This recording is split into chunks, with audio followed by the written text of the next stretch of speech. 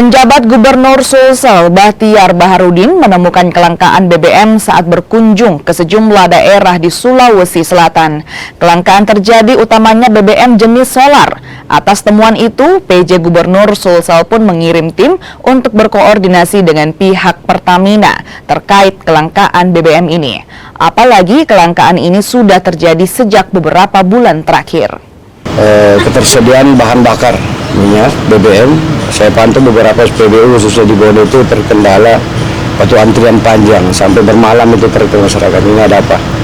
Besok saya nanti bersama tim pelasi provinsi akan mengecek langsung ke Pertamina untuk mencari sebab-sebab kenapa terjadi kelangkaan BBM, SPBU antri berjam-jam sampai bermalam masyarakat. Saya kira ini harus segera kita atasi supaya memberikan kenyamanan masyarakat selatan. Jadi saya minta hari ini juga pada Pak Sekda tim pelasi provinsi untuk bersurat kepada Pertamina Pusat termasuk Kementerian SDM untuk mengatasi jika memang ada mata